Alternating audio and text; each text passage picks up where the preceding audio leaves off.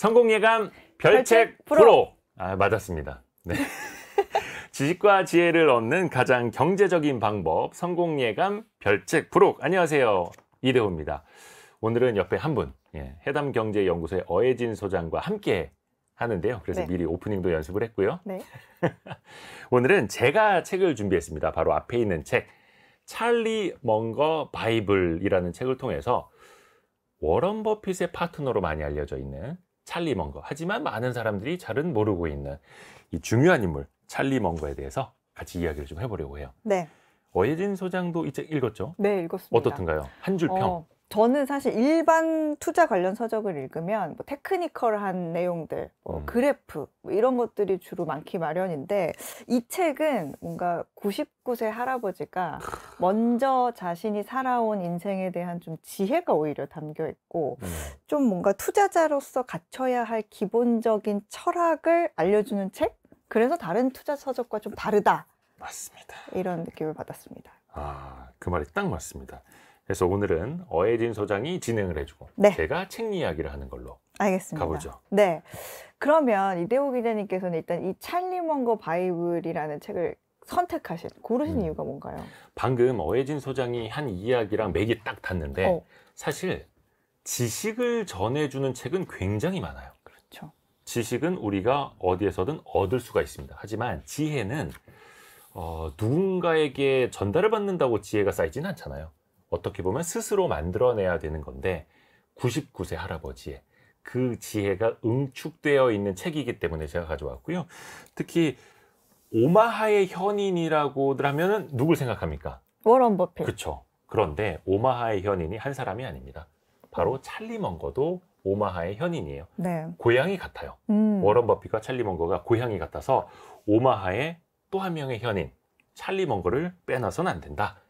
그렇게 꼭 강조를 하고 싶습니다. 네. 특히 워런 버핏과 이 찰리 먼거가 사실은 둘도 없는 인생 파트너, 그쵸. 사업 파트너잖아요. 근데 이 두 분 사이에 공통점이 있다고 하는데 또 동양인 거 말고 또 뭐가 있죠? 그렇죠. 고향이 같다라는 거 말고 우리가 책 이야기를 하니까 책을 놓고 보자면 워런 버핏과 찰리 먼거는 직접 책을 쓴 적이 없어요.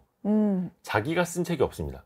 심지어 저 같은 사람도 책을 쓰는데 워런 버핏, 찰리 먼거 이분들이 직접 쓴 책이 없고 찰리 먼거 같은 경우에는 친구인 피터 코프먼이라는 사람이 가난한 찰리의 연감이라는 책을 쓴 적이 있어요. 네. 여기 편집에도 같이 참여를 했다고 하고, 근데 이상하게도 한국에서 번역서가 나오는 거는 원치 않았다고요. 찬성을 안 해줬다고요. 해서 우리나라에서 거의 가치 투자책 번역만 50권 이상을 번역하신 분이 있거든요. 이건 선생님하고 김재현 박사가 직접 찰리 먼거의 각종 강의라든지 이런 자료들을 모아서 직접 엮어서 쓴 책이 바로 찰리 먼거 바이블입니다. 네. 그러면 여기서 이제 성공예감 별책 프로 키워드로 하나하나 풀어볼까요? 네. 오늘의 책. 이건 김재현 공저 찰리 먼거 바이블. 이것이 궁금하다. 키워드로 풀어볼게요. 첫 번째 키워드. 행복한 2인자 킹 찰스. 사실 찰리 먼거라는 분은 워런 버핏만큼 많이 알려지지는 않았어요, 생각보다. 그래서 내년에 100세가 되는 분이다. 이거 말고는 사실 뭐 버크셔 해서웨이 주주총회에서만 가끔 얼굴을 드러내는 그 정도인 것 같아서 찰리 먼거가 누구인지에 대해서부터 좀 알려주시면 좋을 것 같아요. 일단 버크셔 해서웨이의 부회장, 그래서 2인자라고 불리기도 하고, 좀 전에 말씀하신 것처럼 올해 99세거든요. 근데 프로필 찾아보니까 생신이 99세니까 생신이라고 해야 되나? 네네네. 1월 1일이에요. 어머나. 출생신고를 우리나라에서 이렇게 늦게 했나 모르겠습니다만 꽉 채워서 99세. 1924년 1월 1일생이셔서 거의 한 넉 달만 있으면 탄생 100주년이 되시는 분입니다. 살아계시고요. 뭐 좀 거동은 좀 불편하신 것 같은데, 앞에서 말씀드린 것처럼 워런 버핏과 같은 고향 버크셔 해서웨이 같이 함께 투자를 하고 있고, 재밌는 이야기가 있어요. 이분의 풀네임이 찰스 토마스 먼거인데 애칭으로 찰리 먼거 이렇게 부르거든요. 지난 5월에 버크셔 해서웨이 주주총회 때 당시에 영국에서 찰스 국왕, 찰스 3세 국왕의 대관식이 열린 그 직후에 주총이 열렸을 거예요. 그때 워런 버핏이 옆에 있는 먼거를 소개하면서 우리에게도 킹이 있다. 킹 찰스. 킹 찰스가 여기 있다라고 하면서 아주 재미있게 또 우대를 해줬었던 일화가 있습니다. 그 사실 멍거도 버핏만큼 그럼 재산이 많으려나 하는 궁금증이 생기거든요. 재산은 얼마 정도 될까요? 두 사람의 재산은 꽤 많이 차이가 납니다. 그래요? 워런 버핏은 사실 한 세계에서 부의 순위가 5위 안에 들지 않습니까? 한때는 1등도 했었고 한 100 몇십조 원 아마 될 거예요. 200조 원 가까이 될 거예요. 워런 버핏은. 근데 거기에 비해서 너무 적어 보이기는 하는데 네. 찰리 멍거의 재산이 얼마 되느냐? 이 책에서는 약 3조 원이라고 나옵니다. 우리 돈의 가치로. 근데 이 책이 나올 때보다 버크셔 해서웨이 주가가 최소한 30% 이상은 올랐거든요. 그래서 그 가치만 하더라도 예를 들어서 버크셔 해서웨이 지분 한 0.3% 갖고 있는 걸로 나타나요. 그러면 버크셔 해서웨이 지분만 약 3조 원.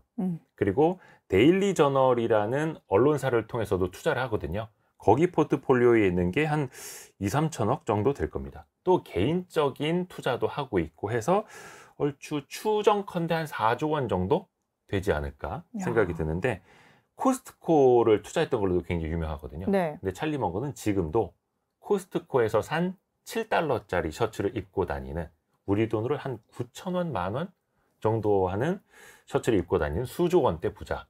이렇게 묘사할 수 있겠네요. 그렇군요. 근데 사실 수조 원대 부자라고 해도 알려진 거는 버핏의 조력자, 뭐 버크셔 해서웨이의 2인자 이렇게 알려지는데 그런 2인자, 뭐 그 다음 사람 이렇게 불리는 것에 대해서 불만은 없을까요? 실제로 그런 이야기를 많이 들었나 봐요. 왜 당신 같은 사람이 워런 버핏 밑으로 들어가느냐. 심지어 나이도 많은데 더. 6살 많죠. 네. 근데 합류할 때만 해도 그런 이야기를 많이 들었대요. 근데 딱 이렇게 이야기를 합니다. 나는 누군가의 하위 파트너가 되는 것에 대해서 경각심을 갖거나 그런 것을 경계하는 그런 그런 에고가 없다.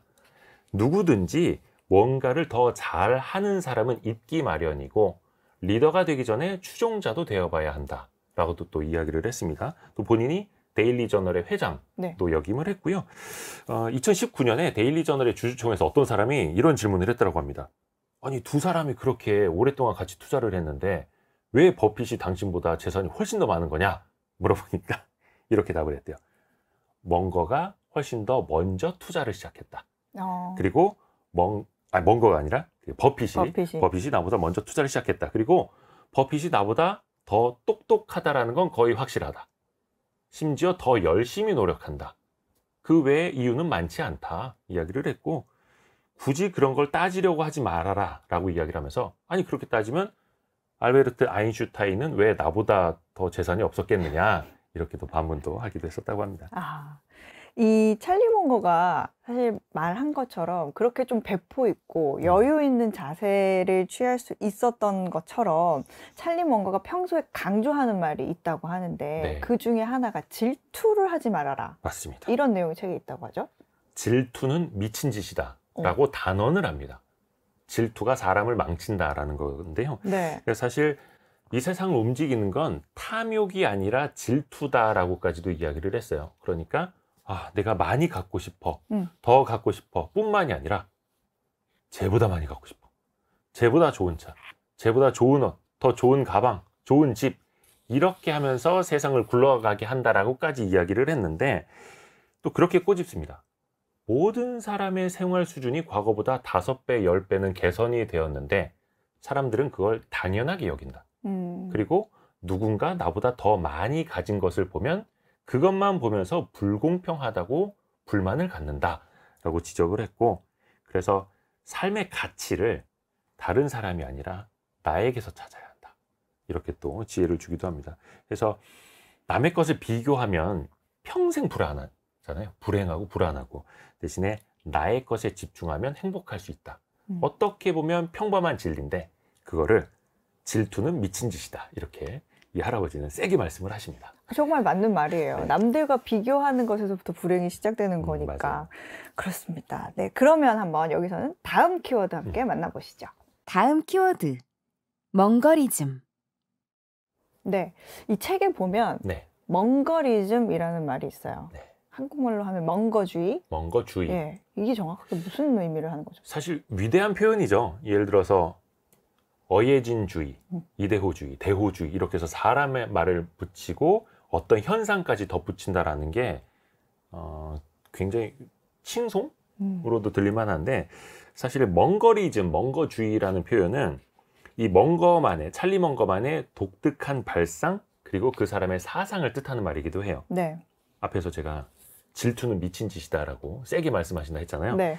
뼈 때리는 그런 직설을 많이 합니다. 또 그 속에서 유머도 살아 있어요. 맞아요. 그 버크셔 해서웨이 주주총회 명장면들 이렇게 보면 콜라를 네. 코카콜라를 마시면서 투자한 과자도 회사니까. 우걱우걱 씹으면서 굉장히 유쾌한 대답을 맞아. 하는 사람으로 그거 유명하죠. 다 본인들이 투자한 회사고 투자한 회사의 음료, 투자한 회사의 캔디 초콜릿입니다. 그거 다 속으시면 안 됩니다.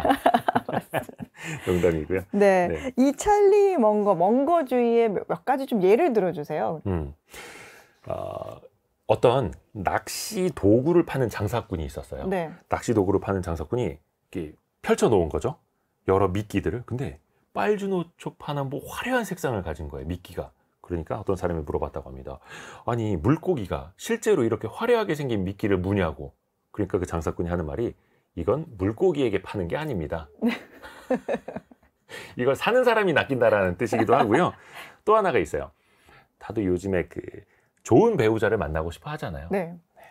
근데 좋은 배우자를 얻는 유일한 방법은 내가 좋은 배우자가 될, 좋은 배우자를 가질 자격을 갖추는 일이다라고 이야기를 해요. 왜냐하면 좋은 배우자도 제정신이기 때문이다. 라고 일가를 하고요. 이발사에게 이발을 할 때가 되었는지를 물어서는 안 된다. 맞는 말이에요. 저 지금 머리가 좀 애매하지 않습니까? 이거 이발소나 미용실 가서 저 지금 머리 깎아야 될까요? 그러면 얘 좀 지저분해지셨어요. 커트 하셔야겠네요. 하죠.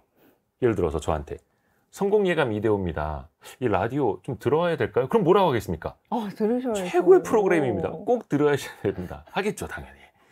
그래서 어떤 경제적인 판단을 할 때도 때와 장소, 이해관계를 좀 파악을 해야 된다라는 뜻이기도 하고요. 참 재치 있게 그걸 표현해요. 그렇죠. 네. 그리고 또 하나, 행복해지는 최선의 길은 목표를 낮추는 것이다 라는 이야기도 했습니다. 앞에서 질투, 비교 이거 이야기했잖아요. 그래서 행복해지는 방법도 우리가 모르는 게 아니다 이렇게 또 지적을 해줍니다. 네. 조금 더 자세하게 책에 대한 내용들을 짚어보기 위해서 다음 키워드 한번 들어보겠습니다. 네. 다음 키워드는 워렌 버핏을 바꿔놓은 사람. 이 찰리 멍거와 워렌 버핏이 고향이 같다고 그랬잖아요. 그런데 사실 어렸을 때부터 친구가 아니라 나중에 굉장히 만난 걸로 알고 있거든요. 맞아요. 그 스토리 또 이 책에 있는 것 같은데 한번 좀 소개를 해주세요. 아마 30대 때 서로 만난 걸로 알고 있는데 네브래스카주의 오마하라는 지역에 한 의사 부부가 있었다고 합니다. 의사 부부니까 좀 자산이 있었겠죠? 네. 워런 버핏이 가서 자신의 투자관, 자신이 생각하는 주식 투자에 대해서 막 역설을 했다고요. 영업을 한 건가요? 일종의 그런 거죠. 그렇죠. 본인이 이제 같이 투자를 하자라고 설득을 하는 자리였는데 굉장히 빠르게 여러 가지 역설을 했다고 해요. 근데 그 이야기를 다 듣고 나서 그 데이비스 부부였다고 하는데 그 얘기를 했대요. 워런 버핏, 당신의 얘기를 듣고 나니까 찰리 멍거라는 사람이 떠오른다. 어쩜 그 사람이랑 그렇게 똑같은 얘기를 할 수가 있느냐라고 이야기를 했대요. 그래서 버핏이 찰리 멍거가 누구냐? 라고 되물었다는 거죠. 근데 조금 시간이 흘러서 1959년에 찰리 멍거가 부친상을 당했다고 해요. 그래서 오마하 지역을 다시 이제 찾아왔는데 그때 데이비스 부부가 저녁 식사 자리를 만들어서 멍거랑 버핏을 초대를 한 겁니다. 그래서 1959년에 그 식사 자리에서 처음 만난 거죠. 어떻게 보면 데이비스 부부가 소개팅 시켜준 거예요. 아니 생각났을 때 소개해주지 또 이렇게 한참 뒤에. 그러게요. 근데 뭐 기회가 그렇게 닿았던 것 같아요. 네. 그리고 그로부터 한 6년 뒤에 워런 버핏이 버크셔 해서웨이라고 하는 당시에는 직물회사, 방직회사를 인수하게 되죠. 그래서 그걸 하나 둘씩 좀 투자회사로 변모를 시켜갔고 찰리 멍거는 그로부터 한 10여 년 뒤에 1970년대에 합류를 좀 뒤늦게 했다고 합니다. 그렇게 보면 그래도 수십 년간 같이 호흡을 맞춰온 사람인데 워런 버핏에게 찰리 멍거란 어떤 의미일까요? 지금 거의 반평생 이상을 같이 하고 있는 거지 않습니까? 그쵸. 90대 할아버지 두 분이서. 부부도 그렇게 오래 하기 힘들어요. 맞습니다. 네. 거의 뭐 100년 해로에 가까운 분들인데 네. 워런 버핏하고 찰리 먼거, 버크셔 해서웨이의 회장과 부회장. 근데 사실 그런 경영 혹은 파트너 수직 관계 그 이상이에요. 단순히 파트너가 아니라 서로가 서로에게 조언을 해주고 서로가 서로를 더 지혜롭게 만들어주는 인생의 동반자. 어떻게 보면 부부보다도 더 끈끈한 관계인데요. 네. 워런 버핏, 정말 세계 최고의 부자 그리고 가장 지혜로운 사람이라고 하는 워런 버핏이 지금 살아있는 사람들 중에서 거의 유일하게 나의 의사결정에 틀리지 않았는지, 나의 이런 사고방식, 판단이 틀리지 않았는지, 여기에 오류는 없는지 항상 물어보는 사람이 바로 찰리 먼거라는 겁니다. 그랬을 서로가 때 굉장히 직언을 해주는. 그렇죠. 또 그것도 30세 때, 30대, 40대, 50대, 60대, 70대, 80대, 90대 때 이르기까지 현재도 그러고 있다라는 거고요. 그래서 어떻게 보면은 경제적인 공동체뿐만이 아니라 지식과 지혜를 함께 나누는 거의 뭐 성공 예감과 우리 청취자 여러분 같은 그런 관계. 근데 진짜 중요한 건 뭐냐면 네. 워런 버핏의 투자 스타일 자체도 찰리 먼거를 만나기 전과 후로 나뉜다는 겁니다. 그래요? 이게 사실은 되게 중요한 겁니다. 버핏의 투자관 변화에 얼마나 큰 도움을 준 건가요? 워런 버핏은 사실 가장 첫 번째 주식 투자 스승이 벤자민 그레이엄이라는 네네.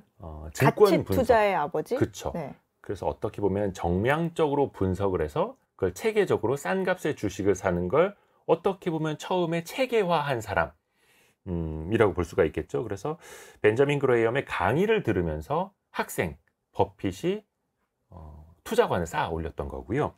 그런데 벤자민 그레이엄의 스타일은 저희 성공예감 이데오입니다에서도 많이 말씀을 드렸습니다만은 내재 가치보다 기업을 싸게 사는데 초점이 맞춰져 있었어요. 네. 그런데 찰리 먼거는 그와는 좀 스타일이 많이 다릅니다. 어떻게 다르죠? 요약을 하자면 이거예요. 평범한 기업을 헐값에 사는 것보다 네. 훌륭한 기업을 제값에 사는 게 훨씬 낫다. 라는 걸로 워런 버핏에게도 계속해서 좀 투자관을 바꾸도록 유도를 해준 사람이기도 하고요. 그러니까 훌륭한 가격, 저렴한 가격보다는 훌륭한 기업, 제대로 된 비즈니스가 훨씬 더 중요하다라는 데 초점을 맞췄던 겁니다. 그래서 훗날 버핏이 이런 얘기를 합니다. 많이 이제 달라진 거죠. 워런 버핏이. 과거에 훌륭했던 기업을 현재 저렴하다는 이유만으로 싼 값에 그 기업을 되사는 거는 머지않아 도살장으로 끌려가는 과거의 경마 챔피언을 싼 값에 사는 것과 마찬가지다. 그런 우를 범할 수 있다. 라고도 이야기를 한 적이 있습니다.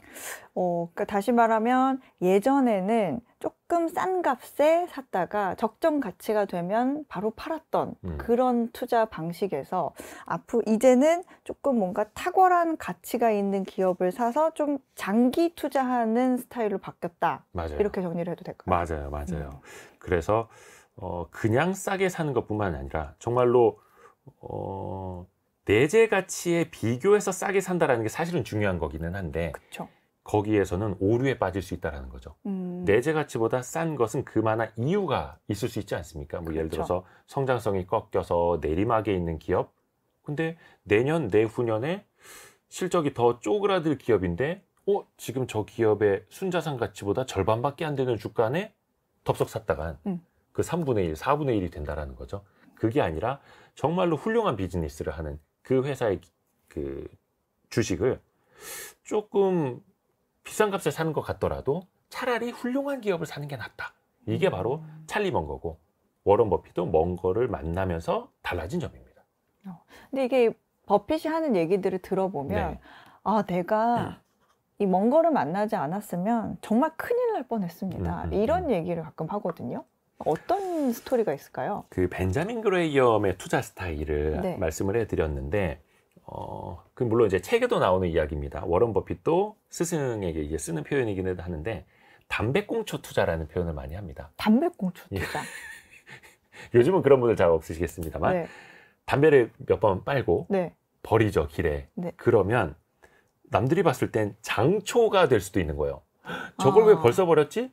3모금, 4모금 더 빨 수 있는데 그걸 주워서 아주 싼 값에 줍는 거죠. 그러네요. 그래서 서너 번을 더 빨고 내가 버리는. 아... 표현이 부적절할 수 있습니다. 이건 책에 나오는 이야기입니다, 여러분. 자, 그래서 그러한 담배꽁초식의 투자.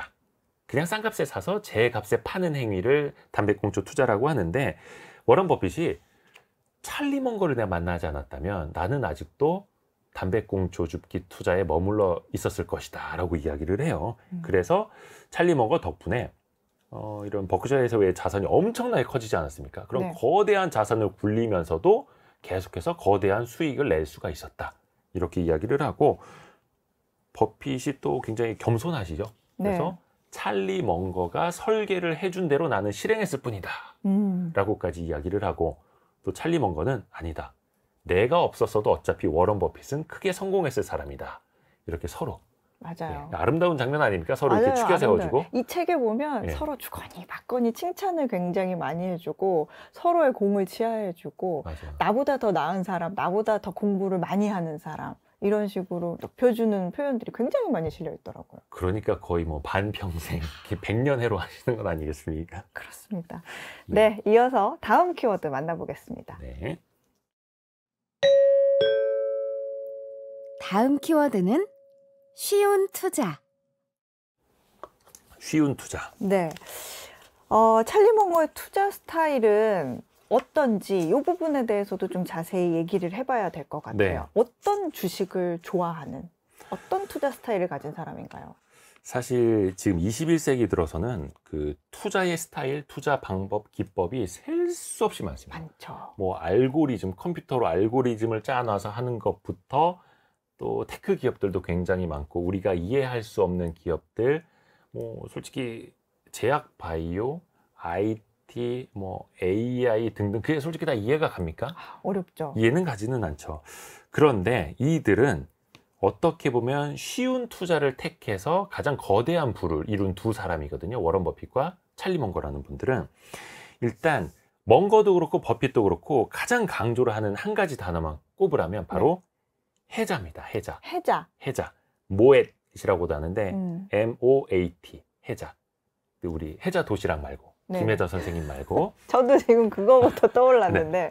해가 아입니다. 아이. 네. 이 해자가 뭐냐면 사실 우리나라에는 별로 쓰는 표현은 아니에요. 네네. 유럽이나 이런 캐슬, 성을 보면은 성을 둘러싸고 있는 연못 같은 게 있죠. 있죠. 그래서 유럽, 일본 그쵸? 이런 데 이렇게. 외국 드라마나 영화를 보면은 성에서 앞에서 대문을 열듯이 큰 다리를 쫙 앞으로 내려줘야 그 연못을 건너서 뭐 말 타고 들어가고 뭐 그러지 않습니까? 그쵸. 근데 그런 성이 사실 우리나라에는 없다 보니까 우리나라 사람들한테 좀 익숙한 장면은 아닌데, 그 성을 둘러싼 연못이 넓어야 된다라는 거죠. 그쵸. 그리고 성벽도 높아야 되는 거고, 그런 강력한 해자를 가진 기업을 발굴해야 된다. 범접할 수 없는 그렇죠. 다른 그러니까 사람들이. 경쟁 기업이, 그러니까 적군을 경쟁 기업이라고 표현을 한 거죠. 경쟁 기업이 해자를 쉽게 건너올 수 없고 담을 쉽게 넘을 수 없는, 그러니까 어떤 산업으로 보면은 시장의 진입 장벽이 굉장히 높은 산업, 그리고 그걸 구축하고 있는 기업을 좋아한다는 겁니다. 혹시 떠오르는 기업들이 있으세요? 코카콜라? 그렇죠. 애플, 코카콜라. 대표적으로 찰리 먼거와 워런 버핏이 버크셔 해서웨이를 통해서 투자한 기업들이 이런 강력한 해자를 가진 기업들입니다. 사실 그 뭐 특정 브랜드를 뭐 언급하려고 일부러 하는 건 아닙니다만, 펩시콜라와 코카콜라 블라인드 테스트라고 하죠. 네. 눈을 가리고 맛을 보면은 네. 일각에서는 펩시콜라 손을 드는 사람이 더 많다라는 주장도 있습니다. 물론 그건 펩시 쪽에서 하는 거겠습니다만. 근데 왜 사람들이 코카콜라를 더 많이 찾느냐? 브랜드, 빨간 캔, 그 병 모양, 거기에서 왠지 저거를 먹어야 내가 더 높은 가치를 누리는 것 같고, 또 애플 같은 경우에도 우리나라 이제 뭐 삼성전자 많이들 이제 걱정을 하시면서 젊은 친구들이 아이폰 갖고 싶어 한다. 맞아요. 근데 그게 뭐 더 빨라서이겠어요? 뭐 성능이 더 좋아서겠어요? 그쵸. 아니거든요. 근데 그게 뭔지는 모르겠지만 그게 강력한 해자가 돼버리는 거죠. 브랜드 충성도, 그런 게 더해지는 거고, 그래서 그런 기업을 찾아야 된다는 거고, 여기에 더 무서운 게 있습니다. 뭐죠? 성을 지키는 사람들이 있는데 네. 성을 지도하는 지도자가 있지 않습니까? 영주라고도 네. 표현을 하는데, 정직한 영주가 지키는 강력한 성. 범접할 수 없네요. 그렇죠. 근데 예를 들어서 영주가 막 썩어 빠졌어. 착취해. 그럼 그 안에서 밀란이 일어날 수도 있는 거고, 적군이 넘어오려고 할 때 앞에 다리를 그냥 내려줘 버릴 수도 있는 거죠. 그렇죠. 근데 정직한 영주가 있다, 경영을 잘한다, 그러면 이 기업은 강력한 소비자도 갖고 있고 강력한 브랜드 갖고 있고, 그런데 경영까지도 잘하고 있네. 정말 이런 기업에 투자하고 싶지 않겠습니까? 그렇죠. 그런 것들을 찾는 게 바로 워런 버핏과 찰리 먼거의 행동이었던 거고요. 예를 들자면 뭐 코카콜라 애플 사례도 말씀을 드렸습니다만, 네. 1964년 아메리칸 익스프레스라는, 그리고 1972년 시즈 캔디라고도 하는, 이제 지금도 버핏하고 먼거 할아버지가 자꾸 주주총회 할 때 막 사탕 입에 물고 계세요. 네. 초콜릿을 드세요, 일부러. 뚝뚝뚝 떨어지는 것도 다 보여요. 자기가 투자한 회사. 그때 한 번 더 광고를 하는 거거든요. 그렇게 해서 뭐 질레트도 그 중에 하나로 꼽히는 거고요. 이런 기업들이 대표적으로 강력한 해자를 가져서 거의 수십 년째 주식을 팔지 않고 꾸준히 가고 있는, 그런 투자 대상이기도 합니다. 해자를 완벽하게 구축한 기업이야말로 여러 세대에 걸쳐서 생존할 수 있다. 이거를 버크셔 해서웨이에서 버핏과 먼거가 깨닫고 보여주고 증명해내고 있고, 그렇죠. 엄청난 수익률로. 네, 그렇죠. 근데 이 책에 보면요, 저는 이 부분을 보면서 굉장히 참, 말도 안 돼 이렇게 생각을 한 부분이 있었는데, 버핏과 먼거가 하는 말 중에 네. 어렵게 투자할 필요 없다. 아, 네. 이런 얘기가 있거든요. 이게 사실 투자가 어려운 건 맞아요. 네. 그리고 찰리 먼거랑 워런 버핏도 이런 얘기합니다. 원래 쉬운 게 아니다. 투자는 어려운 거다. 다만 복잡하지는 않다라고 이야기를 해요. 그러니까 그 속뜻을 좀 살펴봐야 되는데, 네. 쉽게 말하는 이겁니다. 이해할 수 있는 영역에 투자하라 라는 겁니다. 그쵸. 예를 들어서 뭐 이거는 피터 리치도 여러 차례 강조를 하는 겁니다만은, 우리 주부님들도 장을 보러 가시잖아요. 옷을 사시죠. 이런 소비재 기업은 누구나 이해를 할 수가 있죠. 어떤 물건을 만들고, 근데 예를 들어서 뭐 국수를 파는 회사다. 그러면 그 원재료가 뭔지, 밀가루 정도는 아실 수가 있는 거죠. 조금만 스터디를 해보면 내가 이게 이래서 이런 거구나, 이 기업은 이렇게 돌아가는구나 라는 거 이해할 수 있다면 그게 복잡하지 않은 투자, 쉬운 투자가 될 수 있다라는 거죠. 굳이 내가 잘 이해를 못하고 있는 신약 개발 기업, 어떤 기전, 지금 임상 몇 상에서 유럽 쪽 데이터는 어떻게 나오고 있고, 어느 학회에서 언제 뭘 발표하고, 그 데이터 비교 대상군과 얼마만큼 이상이 나와야 경쟁력보다 더 뛰어나고까지를 알 수 있다면 그게 그분들한테는 쉬운 투자일 텐데, 많은 사람들에게 그게는 쉽지 않으니까. 그렇죠. 대부분은 뭐 대세에 이끌려가지고, 그렇죠. 뭐 좋다니까 해야 되고, 네. 야, 뭐 그 건전지 회사 어딘지 좀 나 좀 넣어줘, 막 이러는 어머님들도 가끔 계시잖아요. 네네네. 네. 너무 재현을 똑같이 하는 거 아닙니까? 주변에 그런 분들 많이 있습니다. 네. 근데 그거를 쉬운 말로 능력의 범위라고 합니다. 능력의 범위. 본인이 이해할 수 있고, 혹여나 마이너스 20%, 마이너스 30% 되더라도 이거는 이래서 떨어진 거야, 이래서 저래서 나는 기다릴 수 있어라고 생각이 들 수 있는 그 범위 안에서 투자를 하라라는 이야기고요. 다만 이것도 이제 능력의 범위 안에서 투자해야 된다라고 가치투자 대가분들이 많이 이야기하시는데, 또 네. 이게 오해하시는 게 있어요. 어떤 거요? 그냥 그 그릇 안에서만 투자해야 된다라고 착각들을 하세요. 아, 노력을 하면서 이 능력의 범위를 계속해서 넓혀 나가야 되는 겁니다. 식료품 기업이었다면 그 식료품을 유통하는 회사, 유통하는 회사라면 의류라든지 뭐 가구를 유통하는 회사, 가구를 봤다면 가구 말고 다른 건자재 기업들도 보고, 그 건자재가 쓰인다면 건설 회사도 한번 보고, 이런 식으로 해서 뭐 건설 회사면 그 안에 들어가는 뭐 철근이라든지 뭐 시멘트 회사도 보고, 이런 식으로 넓혀 나가는 거거든요. 어제보다 오늘은 하나 더 알아야 되겠네요. 그겁니다. 그래서 찰리 먼거 잠시 후에도 이야기를 하겠습니다만, 하루하루 더 현명해져 나가는 것, 그게 굉장히 중요한 거거든요. 그래서 능력의 범위도 그냥 그 안에서만 투자하라가 아니라 그 안에서 투자를 할 때 능력의 범위를 넓혀 나가야 된다라는 거고요. 근데 솔직히 워런 버핏과 찰리 먼거 정도 되면은 능력의 범위가 거의 뭐 넘사벽입니다. 그쵸. 공부 엄청 열심히 하시는 분들이고, 사실은 천재예요, 이분들은. 독서량도 넘어설 수가 없어요. 그럼요. 천재들인데, 네. 또 표현을 이렇게 하십니다. 우리는 높이 뛰기로 따지면 2m짜리 장애물을 넘는 게 아니다. 30cm짜리 장애물을 여러 번 넘으면서 수익을 얻어왔다. 그만큼 우리가 할 수 있는 것, 우리가 이해하는 것, 우리가 해서 이길 수 있는 투자만 반복을 해도 이분들이 거의 막 수십 년째 투자를 하고 있으니까 그 기간에 누적을 해보면 분명히 성공할 수 있다라는 거고요. 버크셔 해서웨이 정도 되면은 전 세계에서 투자 좀 해달라. 네. 이 기업 유망하다. 이런 리포트들이 마구마구 올라온다라는 겁니다. 그렇겠죠. 근데 대부분의 서류를 먼저 보고 서류함을 쓰십니다. 이분들 아직도 컴퓨터를 안 쓰시고. 네. 너무 어려움, 보통, 쉬움 이렇게 난이도로 먼저 구분을 해 놓는다고 해요. 근데 대부분의 서류를 이렇게 너무 어려움 쪽에 넣어 놓는다고 합니다. 일단 한번 봐서 이해가 잘 안 되는데 일단 너무 어려워. 그래서 이거는 쉽네. 먼저 이해가 가능한 것부터 투자를 검토하기 시작한다라는 겁니다.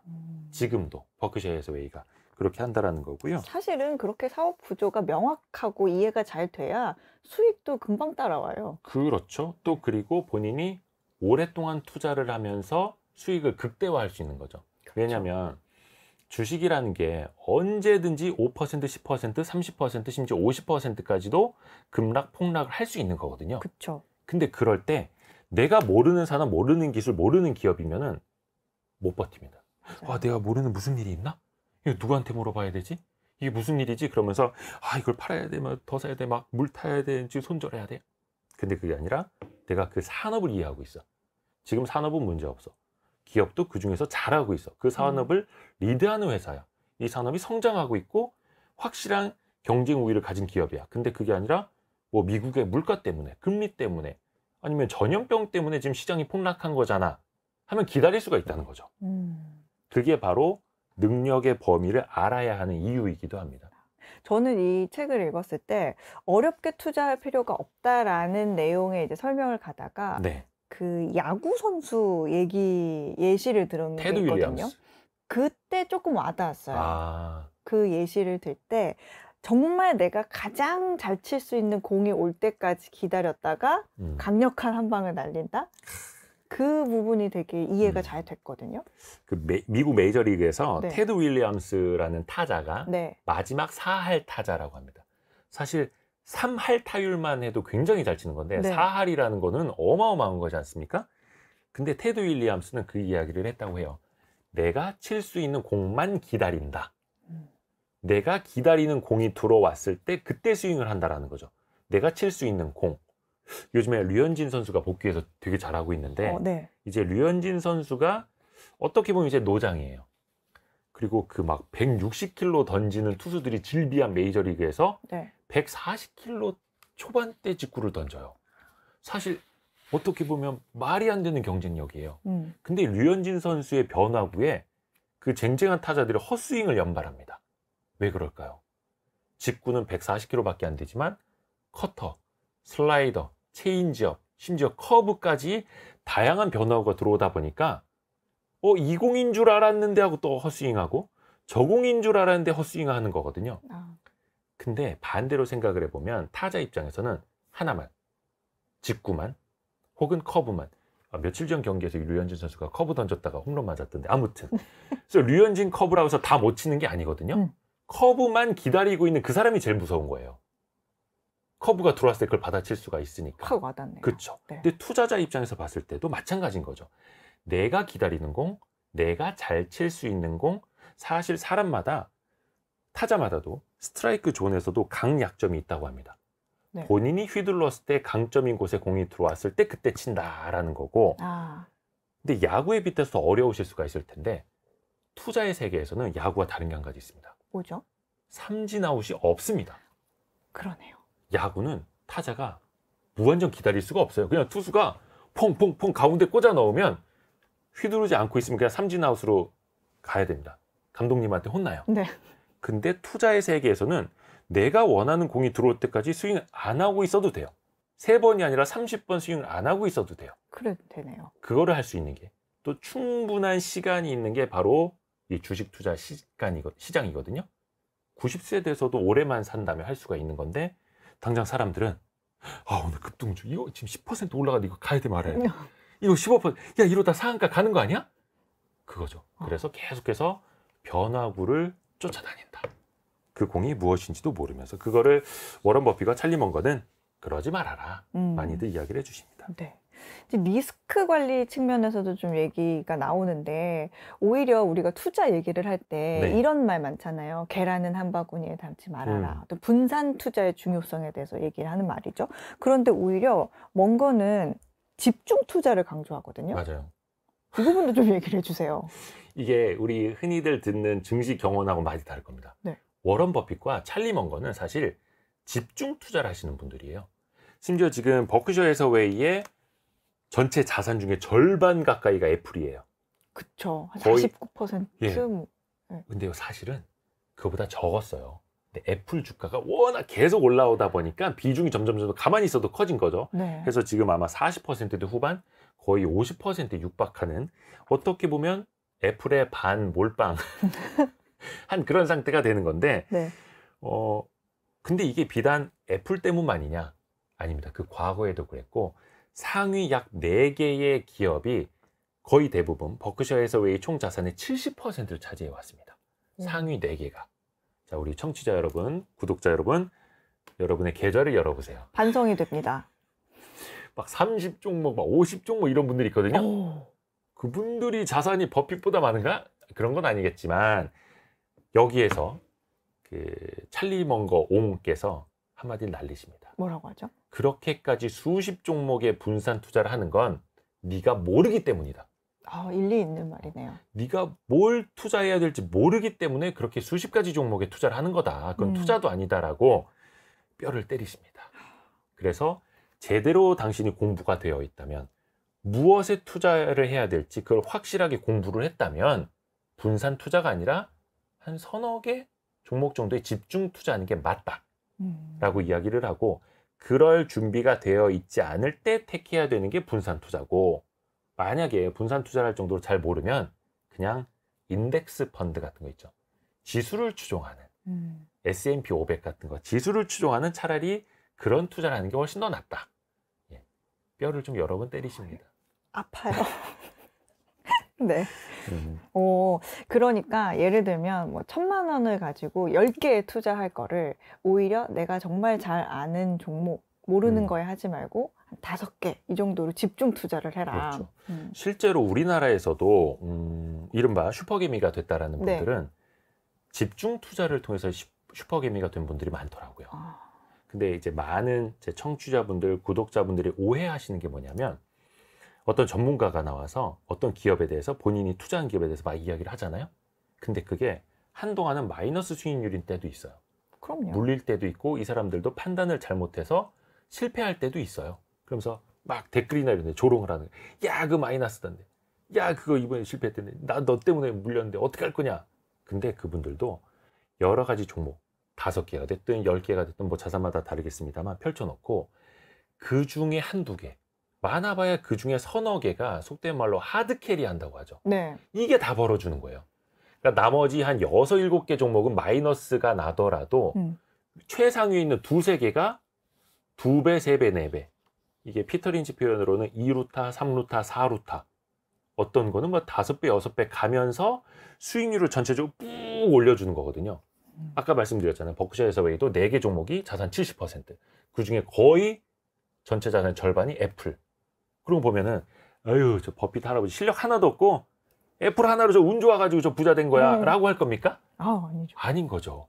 근데 그걸 보는 눈, 자신이 있는 곳에 확실한 기업에 집중을 하는 선택과 집중, 그게 중요하다는 겁니다. 해서 여러분들도 10개 중에 6, 7개는 틀려도 된다. 다만 그걸로 인해서 망할 정도로, 날아갈 정도로 막 몰빵을 해놔서는 안 되고, 그래서 좀 안전하게 좀 나누기는 하되, 그 중에서 자신 있는 걸로 큰 수익을 올려야 그래도 시장보다 앞서는 투자자가 될 수 있다. 예, 그런 이야기입니다. 이 책에 보면요, 또 이런 내용도 있거든요. 경마를 투자에 빗대서 표현한 부분들이 있어요. 경마와 주식 투자의 성공 비결이 똑같다. 네. 이런 말도 있는데 이건 어떤 의미인가요? 페리뮤추얼이라고 표현을 하는데, 네. 쉽게 말하면 상호 간의 내기, 그 확률에 따라서 배당률이 달라지는 겁니다. 혹시 어예진 소장 경마해 보셨어요? 1번에 2번만, 2번에 3번만. 그 배팅 혹시 해보셨어요? 이게 뭐 경마가 불법은 아니니까. 구경을 간 적은 있는데 네. 저는 그 속이 이렇게 콩알만 해가지고 간이 작아서. 네. 근데 과거에 우승을 많이 한 말, 그리고 요즘 컨디션이 막 좋다, 날아다닌다고 하는 말들이 있지 않습니까? 네. 그러면 사람들이 어떨까? 배팅을 많이 하겠죠. 하겠죠. 근데 사람들이 배팅이 많이 몰리면 당연히 배당률이 떨어지겠죠. 근데 저기도 형편없는 말, 1등도 한 번도 못 해보고 사람들이 아무도 돈을 안 걸어. 그 말은 어때요? 배당률이 굉장히 높아지겠죠. 이기면 다 내가 갖는. 거의 그럴 수가 있는 거죠. 그거에 빗대서 표현을 한 게 바로 페리뮤추얼이라는 겁니다. 그래서 한마디로 말하면 확률은 50%인데 배당은 3배인 곳에 돈을 거는 것이다 라고 찰리 먼거는 이야기를 합니다. 근데 여기서 중요한 건 이거예요. 확률이 10%가 아닙니다. 확률은 10%인데 배당은 10배까지 나올 수 있는, 이거는 아니에요. 그거는 너무나 큰 리스크, 거의 도박처럼 행하는 거고, 네. 틀려도 쪽박이 아닌, 틀려도 조금만 잃고 맞히면 대박인 걸 투자를 하는 게 사실은 가치 투자의 기본이거든요. 그렇죠. 근데 예를 들어서 이겁니다. 확률이 50대 50이에요. 근데 배당이 한 1.1배예요. 10%예요. 이거 좀 갸우뚱하지 않습니까? 그렇죠. 근데 확률이 50대 50인데 배당은 3배인 게 나와요. 이건 베팅을 해야죠. 50대 50인데. 네. 내가 여기서 잃더라도 다시 한번 베팅을 하면 확률적으로는 승산이 또 생기는 것 아닙니까? 이런, 예를 들어서 확률적으로 계산을 해서 일시적으로 사람들의 베팅이 잘못된 곳에 돈을 걸어라 라고 해서 이른바 경마에 빗대서 이야기를 한 겁니다. 예. 자주 베팅을 하면 또 안 되겠네요. 맞습니다. 그게 이 책에서도 찰리 먼거가 이야기를 한 게 뭐냐면, 네. 베팅을 자주 할수록 틀릴 확률도 높아진다. 저는 약간 조금 안타까운 게 뭐냐면 주식 전문가들도 자꾸 시장을 예측하려고 해요. 네. 이번에는 오릅니다, 떨어집니다. 이 종목 오를 겁니다, 떨어질 겁니다. 예측이 많이 될수록 많이 틀릴 수밖에 없습니다. 그렇죠. 그래서 찰리 먼거는 그런 이야기를 해요. 내가 가진 평생의 투자 기회가 단 20번밖에 없다.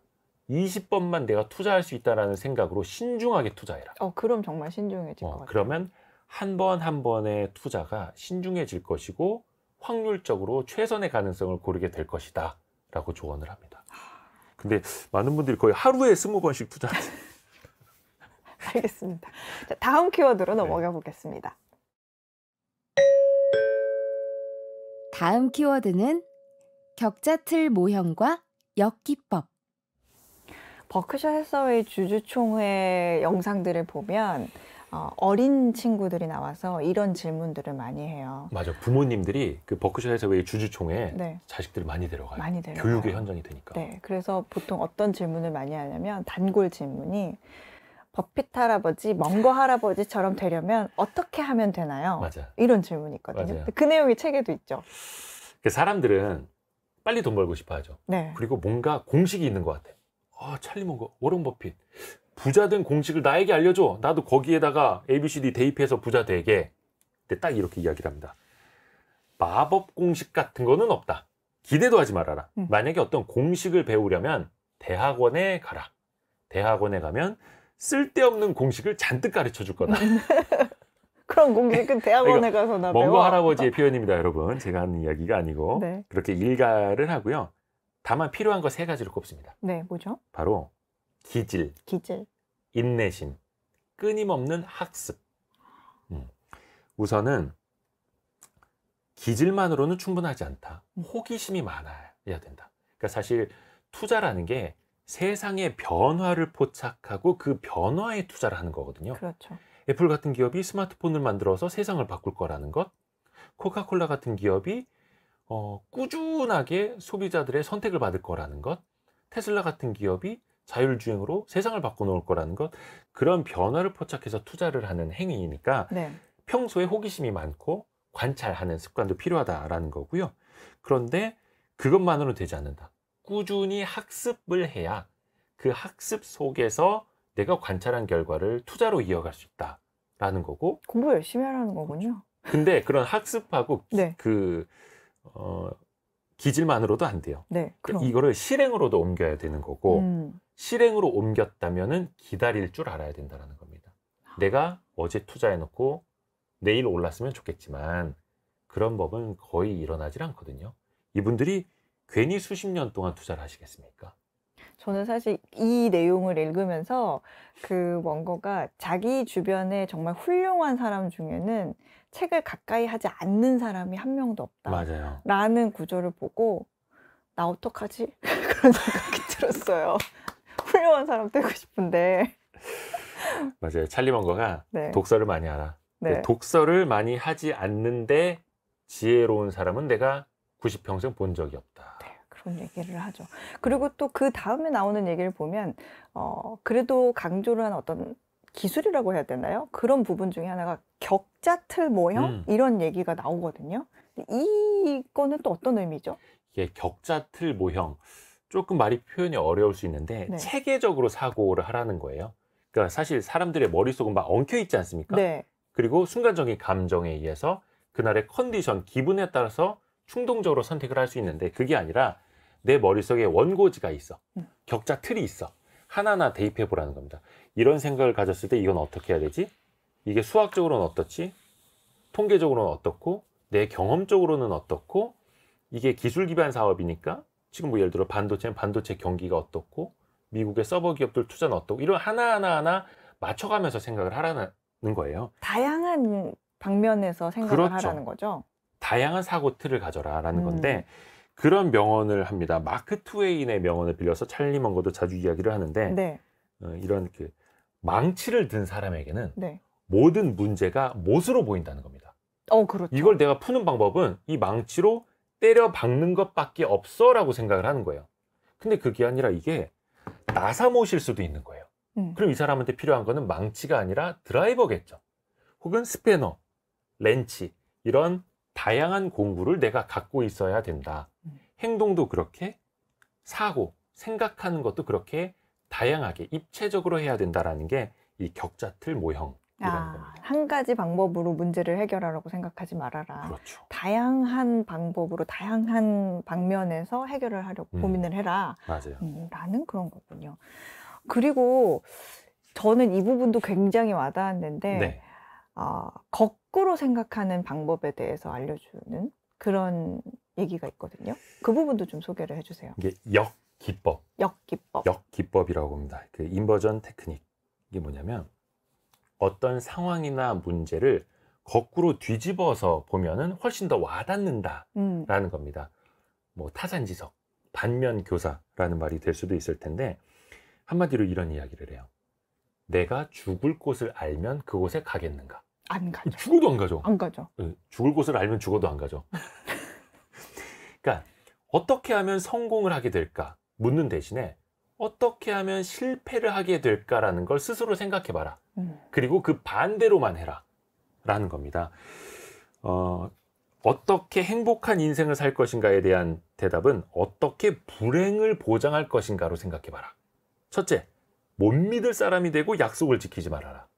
둘째, 자신의 경험에서만 배우고 남의 경험에서는 절대 배우지 마라. 셋째, 살면서 참패해서 좌절할 때마다 주저앉아서 더 망가져라. 생각만 해도 끔찍하죠. 끔찍해요. 불행이 그러니까 눈앞에 보여요. 이렇게 하면 딱 불행해지겠죠. 네. 근데 그 반대로 하라는 겁니다. 근데 사람들이 이게 체감에 딱 와닿아야 돼요. 예전에 그 개그맨이라고 해야 되나? 작가 유병재 씨가 이런 네네. 표현을 한 적이 있어요. 손석희 아나운서나 유재석 씨나 그리고 훌륭한 사람들만 멘토로 삼아서는 안 된다. 그 사람들은 너무 멀리 있다. 너무 대단한 사람들이기 때문에 그렇게 될 수도 없고 대신에 근데 그분은 좀 비속어를 썼었는데 내 주변에 정말 닮고 싶지 않은 정말 내가 죽어도 저렇게 되고 싶지 않다. 그런 사람들 있지 않습니까? 와, 난 저렇게 살지 말아야지. 막 꼰대 막 직장사 이상한 사람도 있죠. 근데 죽어도 저렇게 살지 말. 그 사람들을 역 멘토로 삼으라는 겁니다. 그러면 항상 경각심. 나 저렇게 되면 안 돼. 내가 이렇게 게으르. 나 저렇게 살 것 같아. 그렇게 된다라는 겁니다. 그리고 흔히도 우리가 나 죽어도 엄마 아빠처럼 살지 않을 거야 하면서 그 부모님의 안 좋은 면을 또 배우게 된다 하지 않습니까? 그래서 그런 것들을 좀 각성을 하면서 항상 거꾸로 생각을 하고 행동도 해야 된다라는 그런 역기법입니다. 어떻게 보면 가장 간단하면서도 명쾌한 답이네요. 네. 네. 자, 이제 여기서 오늘의 심쿵한 방 어떤 건지 들어볼까요? 오늘의 심쿵 한방. 이건 김재현이 함께 쓴 찰리 먼거 바이블을 관통하는 핵심 구절. 한방에 정리합니다. 당신이 일어났을 때보다 조금 더 현명해지려고 노력하면서 매일 하루를 보내세요. 충분히 오래 산다면 대부분 자신이 받을 자격이 있는 것을 얻게 됩니다. 네. 혹시 오해하실까봐 한마디 좀 덧붙여드리면 이건 김재현이 함께 쓴 찰리 먼거 바이블이잖아요. 네. 근데 혹시나 들으실 때 이거는 이렇게 오해하실까봐 그게 아니라 번역가 이건 선생님의 성함입니다. 네. 알겠습니다. 혹시 오해하실까봐. 네. 네, 끝으로 이 찰리 먼거 바이블 어떤 사람에게 권하고 싶으신가요? 빨리 부자가 되고 싶은 사람에게 권합니다. 저도 그랬고요. 지금도 사실은 그런데 아까 역기법, 거꾸로 생각하라고 말씀드렸잖아요. 빨리 부자가 되고 싶을수록 천천히 생각을 해야 됩니다. 급할수록 돌아가라. 근데 사실 이 90이 넘어서까지도 현재도 투자하시는 분들이 해주신 말씀입니다. 충분히 오래 산다면 대부분 자신이 받을 자격이 있는 걸 얻게 된다. 다만 오늘 내가 일어났을 때, 눈을 떴을 때 그때보다 오늘 하루 조금 더 현명해지려고 노력을 하라. 이분들은 지금도 찰리 먼거는 거의 한쪽 눈이 안 보이신다고요. 네. 하루에 500페이지씩을 읽는다고 합니다. 맞아요. 그렇게 노력을 하면서 하루하루 지혜로운 인간이 되려는, 현명한 인간이 되려는 그런 노력을 하면 어떨까? 예, 그런 바람입니다. 네. 자, 찰리 먼거 바이블을 오늘 함께 했고요. 네. 다음 주 별책 부록 시간에는 로빈 위글스워스가 쓴 투자의 구원자들을 함께 읽어보겠습니다. 별의별 이야기를 책을 통해서 함께 나누는 별책 부록, 오늘은 여기서 마무리를 하고요. 또 월요일 아침 9시 5분에 성공예감 이대호입니다로 돌아오겠습니다. 성공예감은 오늘도 여러분을 응원합니다.